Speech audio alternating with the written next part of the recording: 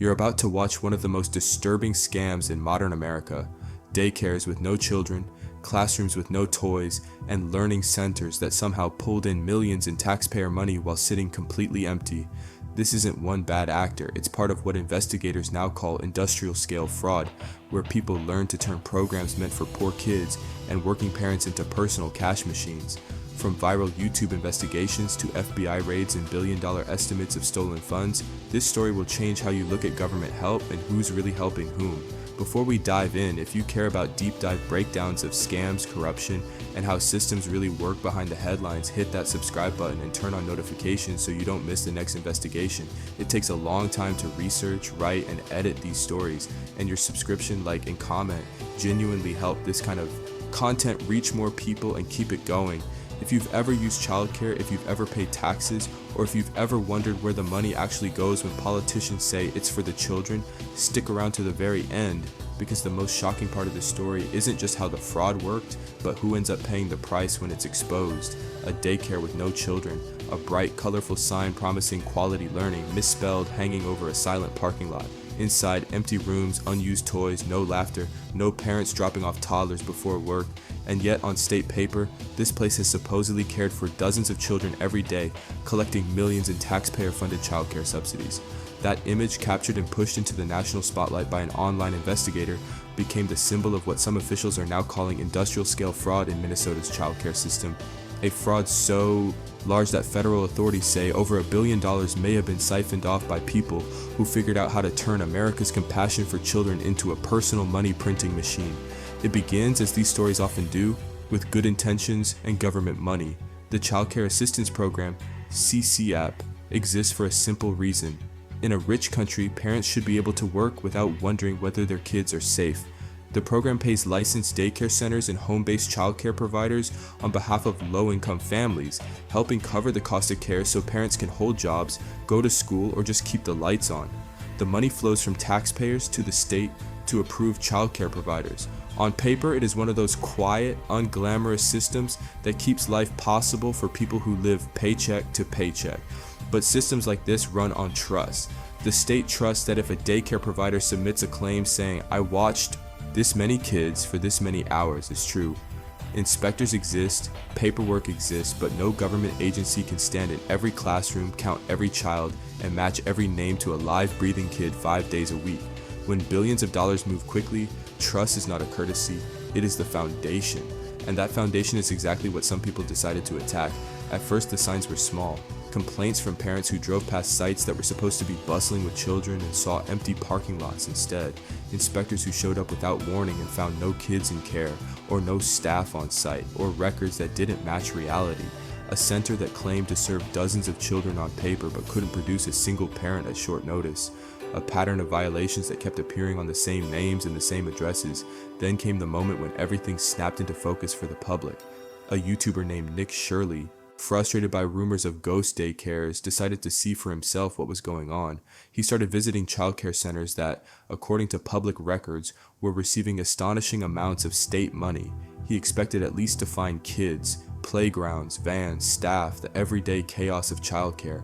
What he actually found were parking lots with more weeds than cars, locked doors, empty classrooms, and lights switched off in the middle of the day. One center in Minneapolis, called Quality Learning Center, stood out. The sign over the door misspelled the word learning, an almost comical detail until you knew the numbers. Roughly $4 million in taxpayer funds routed to this operation. Shirley filmed himself walking through the neighborhood, showing viewers the building, the dead stillness around it, no children outside, no parents coming or going. According to state records, this was a thriving childcare facility.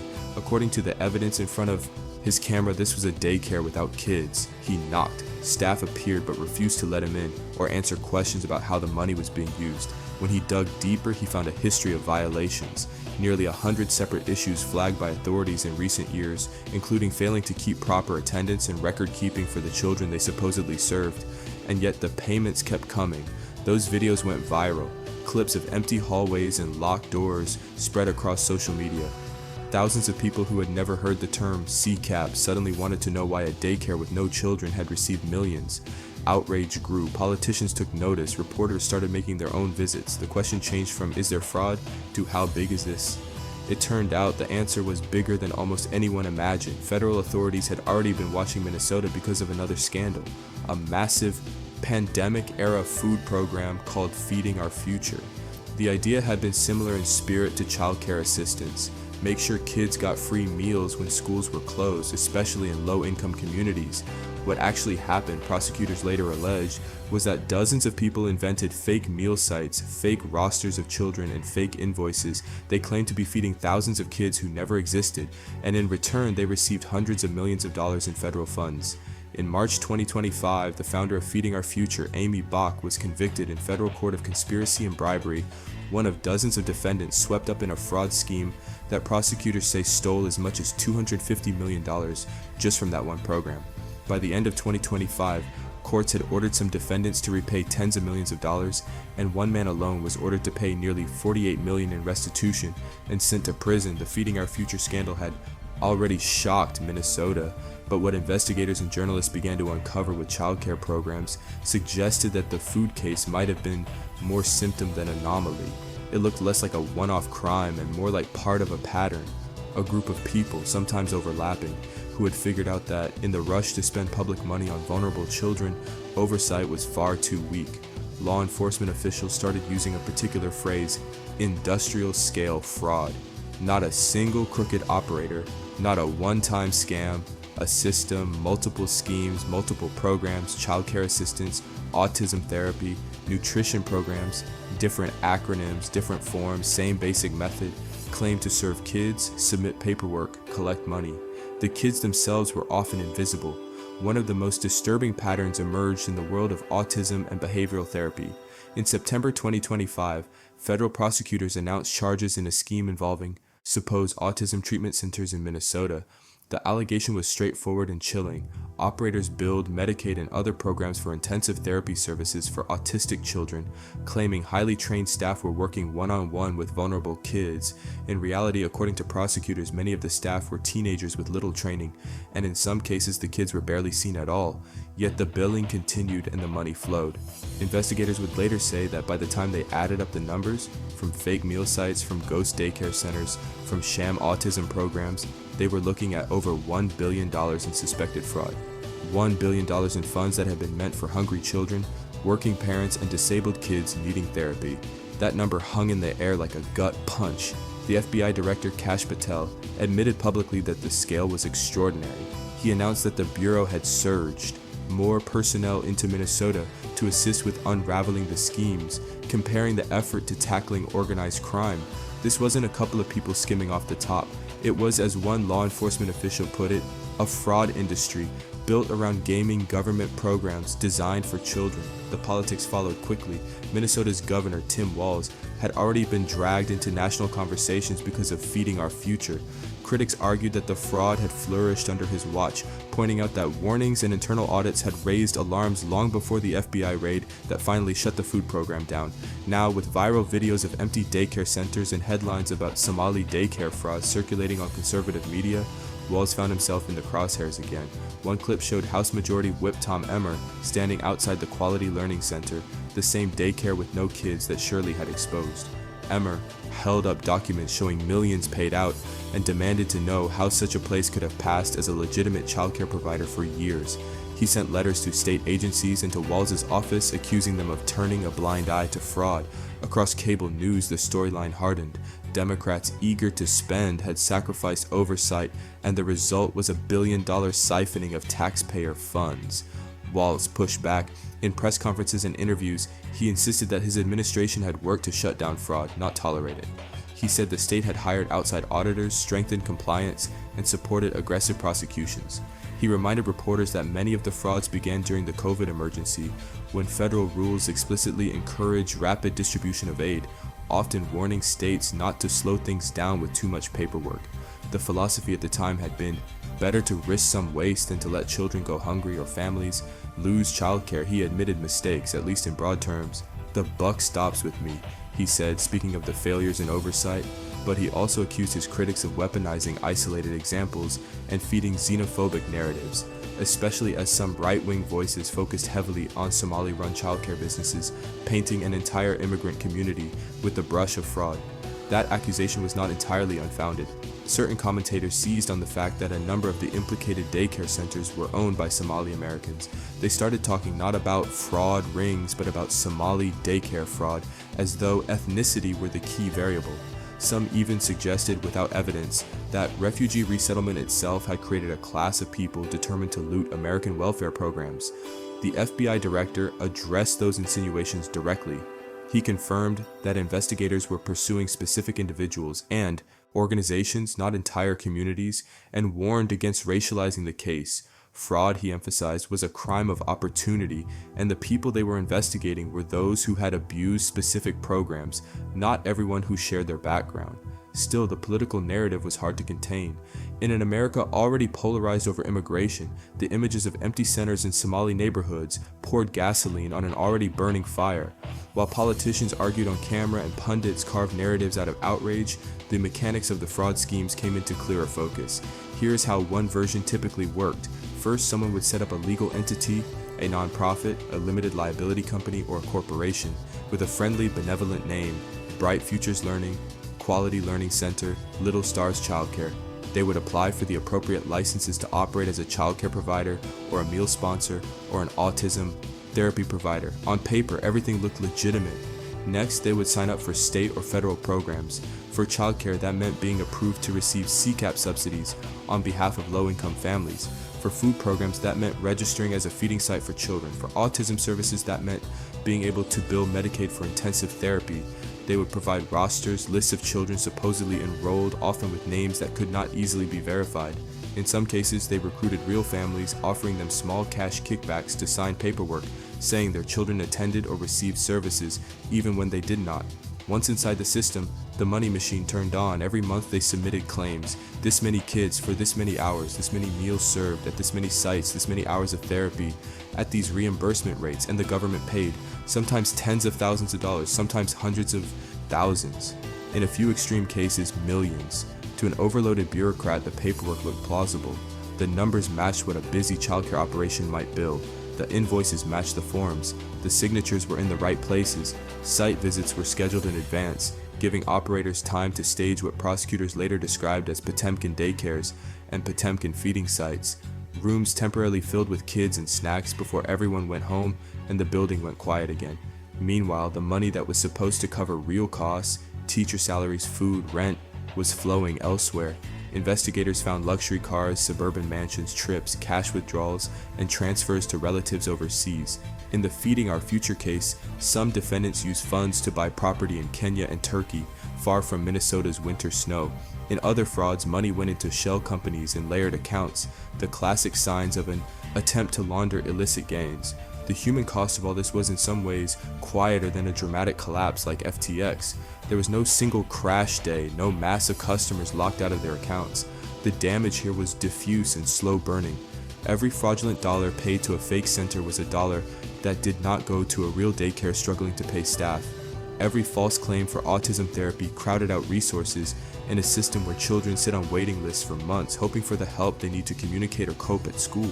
Every stolen meal reimbursement was a meal that the public believed had been served to a child in need. For parents who legitimately used CCAP or food programs or therapy services, the scandal landed like a double blow. First, they discovered that massive fraud had been flourishing right alongside them, often in the same neighborhoods. Then they watched the political reaction, calls for tighter rules, more inspections, more paperwork, sometimes even proposals to cut or freeze funding until fraud could be brought under control. In other words, the people most likely to suffer from the backlash were the very families the programs were meant to help. Some parents shared stories with reporters about what life looked like without these programs. Mothers who could not afford daycare without subsidies talked about leaving jobs, reducing hours, or relying on unlicensed informal care. Parents of autistic children described hitting wall after wall trying to find providers covered by insurance or Medicaid, and worrying that the fraud scandal would make states stricter about authorizing services. It was a cruel irony. Criminals had used the language of serving kids as cover to steal, and the fallout threatened to make life harder for the kids who actually needed help. In March 2025, when the Feeding Our Future verdict came down, prosecutors positioned it as a turning point. The founder, Amy Bach, guilty. Several co-conspirators guilty. Others had already pleaded out and received prison terms and massive restitution orders. But even as that chapter closed, the childcare-related investigations were accelerating.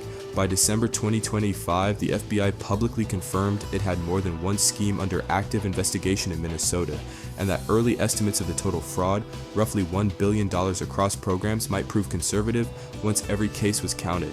In Congress, hearings began. Lawmakers held up photos of empty centers and spreadsheets of payments. Witnesses from watchdog groups described how warnings had been ignored or sidelined.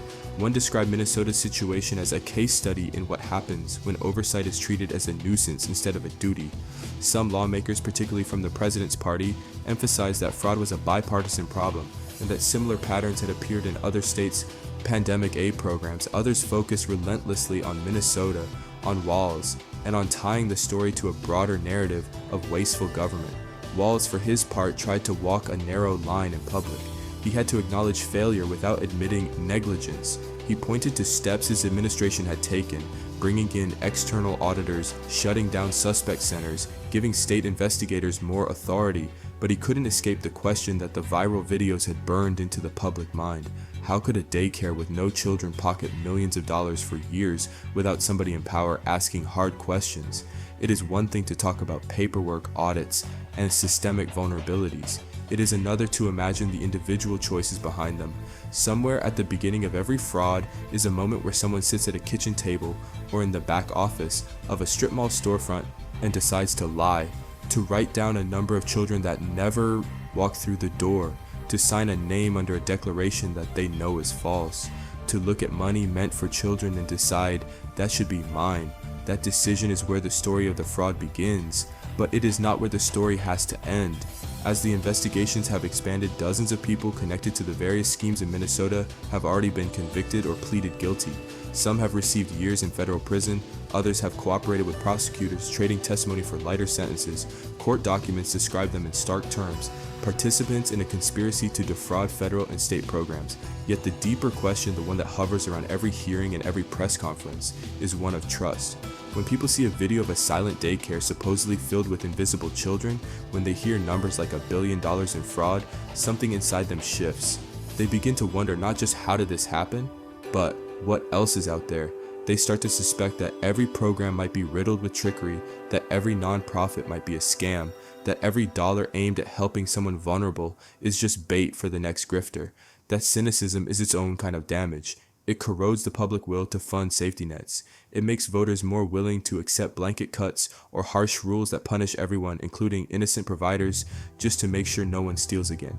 It gives ammunition to those who, for ideological reasons, never wanted government to help in the first place.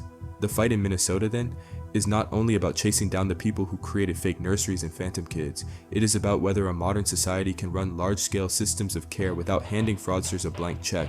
It is about whether states can build oversight mechanisms strong enough to catch the quality learning centers before they collect $4 million instead of after.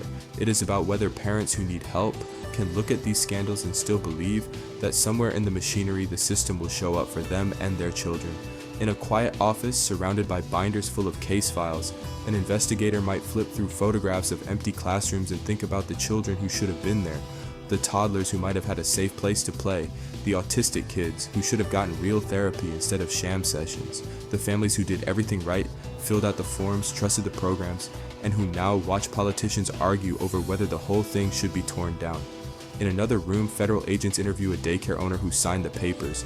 The owner insists it wasn't really stealing, that some kids did come sometimes, that everyone was doing it, that the rules were confusing, that the money just kinda showed up.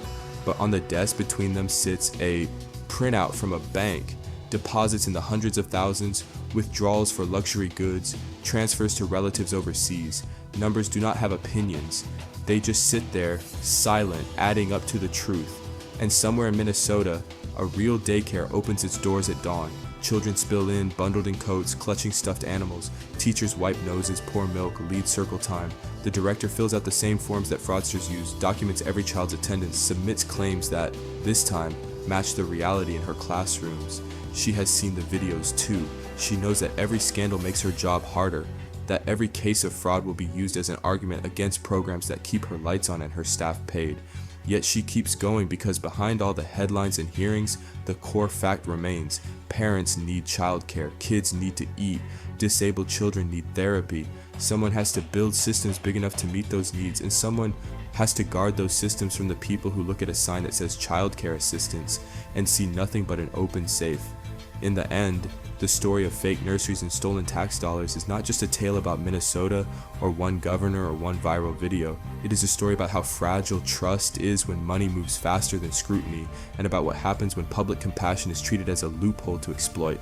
The FBI can arrest individuals, courts can order restitution, politicians can write new rules, but the deeper repair will take longer, convincing a skeptical public that programs built in the name of children can be both generous and guarded, compassionate and careful. Because if they aren't, the next daycare without kids is already out there, paperwork in hand, waiting to be approved. In the weeks after the videos of empty childcare centers exploded online, something subtle began to change in Minnesota, not in the capital first, but at kitchen tables. Parents sat with laptops open, scrolling through lists of licensed providers. A name that might once have seemed harmless, Bright Future Learning, Happy Kids Center, Quality Learning, now looked like a question mark. Was it real? Were there actually children there at 9 a.m. on a Tuesday? Would they be dropping their toddler at a caring place or at a front for people who saw their child only as a line on a subsidy form? Some parents began doing their own investigations. They drove past centers at random times of day, peeking at the playgrounds and parking lots before calling about availability. A few called state hotlines, asking bluntly, "How do I know this place is real?" The operators did their best, explaining that providers were licensed, that inspections were conducted, but the trust once assumed now had to be earned. Inside the state agencies, trust was being re-engineered in spreadsheets and policy memos. Analysts pulled years of billing data and laid it out like a giant puzzle. Which centers reported the same exact number of children day after day with no variation? Who claimed to be open 12 hours a day, 7 days a week, yet had almost no staff on payroll?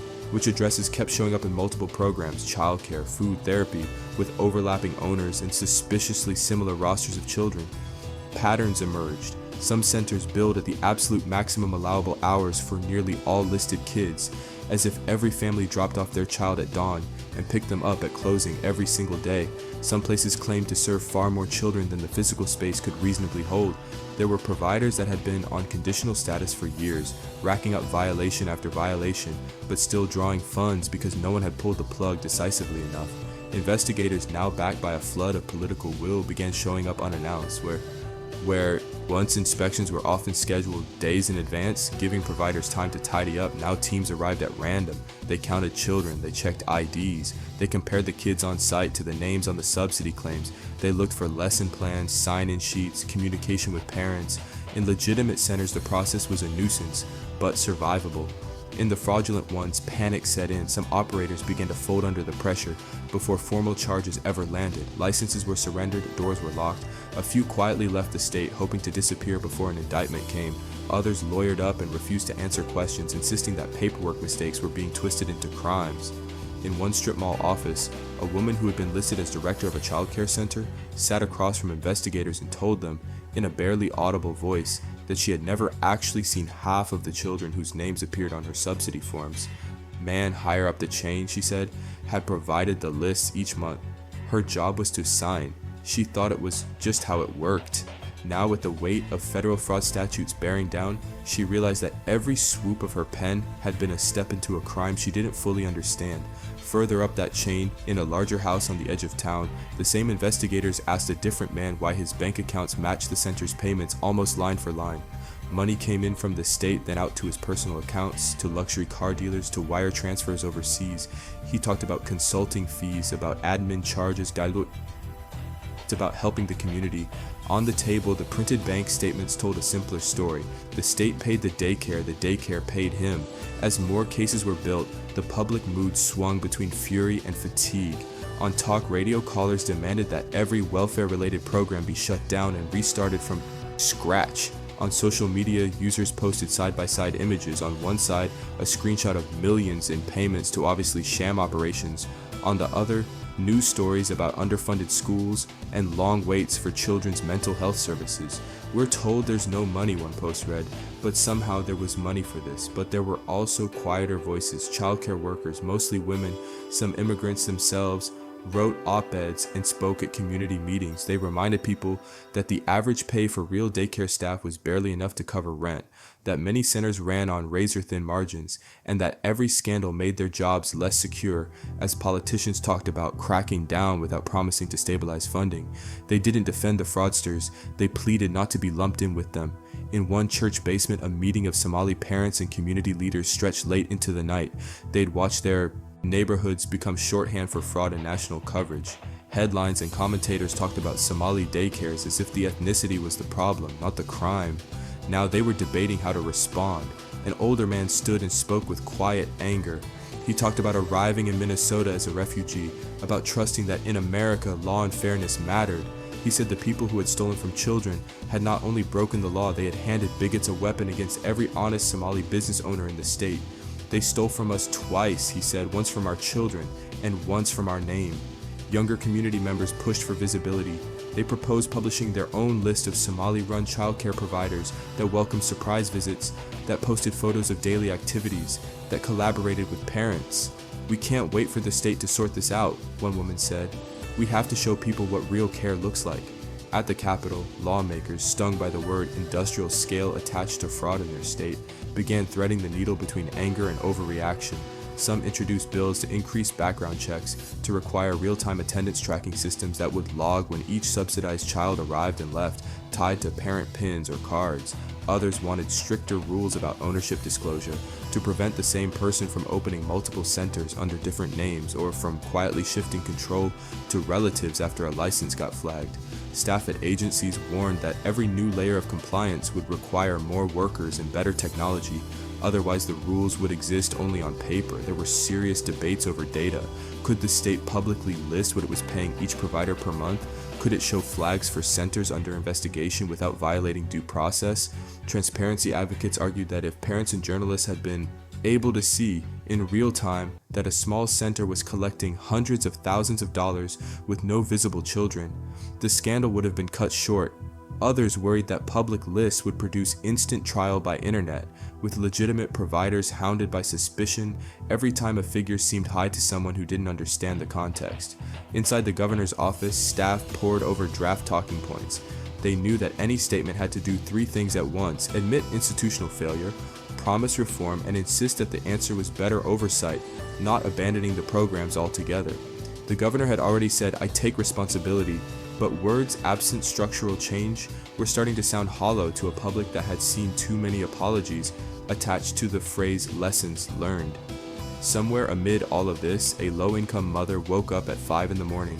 She had heard the stories like everyone else. She knew some centers had stolen, but the factory she worked at still expected her to clock in at 7. Her 2-year-old daughter still needed someone to watch her. The licensed provider she used had survived the scandal so far, but talk of funding freezes and program restructuring terrified her in ways no headline could capture. If the subsidy vanished, if her daycare closed, there was no backup plan, no grandmother down the street, no savings to hire a nanny. For her, the question was not abstract, it was, will this scandal mean I lose my job? That is the unglamorous edge of reform. For every fraudulent operator who eventually stands in a courtroom, there are hundreds of families trying to navigate the transition period, hoping that tightening the system doesn't snap the safety net they're clinging to.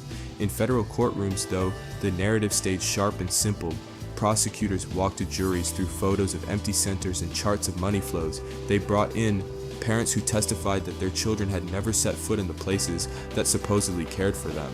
They produced former employees who described being told to sign sheets for kids who weren't present or to stage photos whenever inspectors arrived.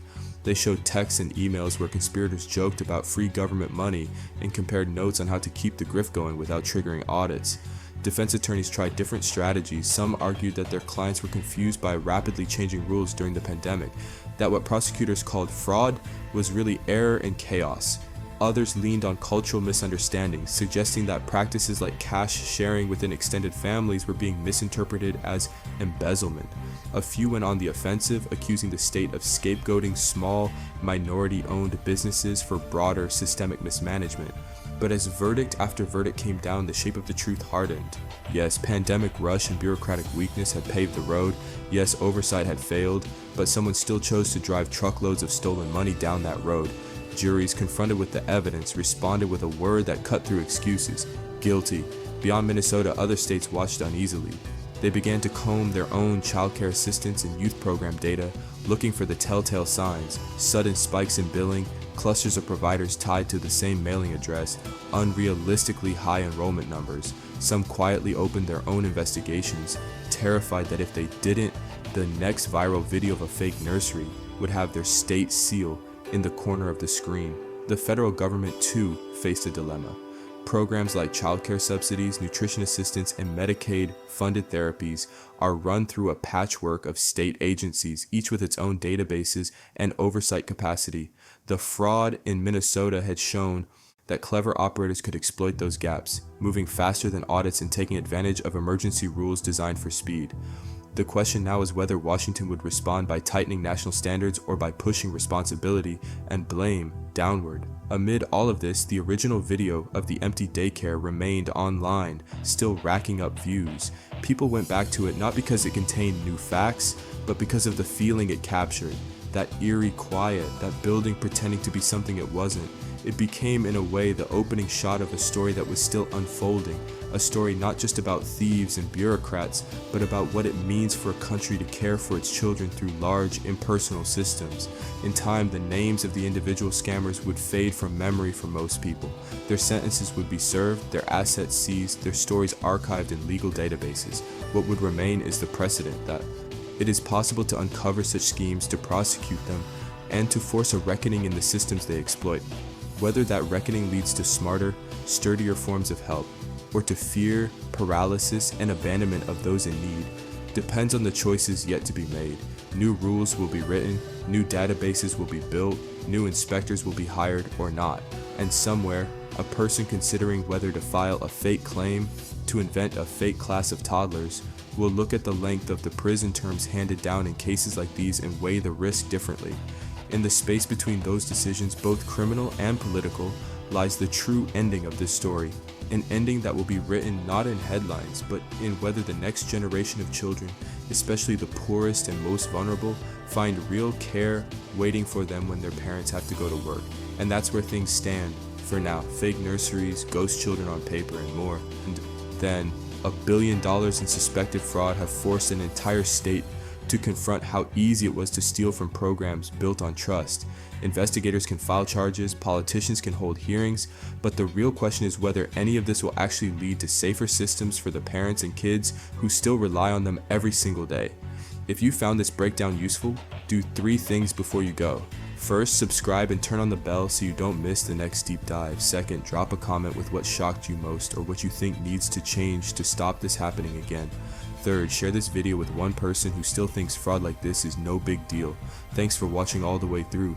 Take care of yourself, take care of the people around you, and never stop asking where the money really goes.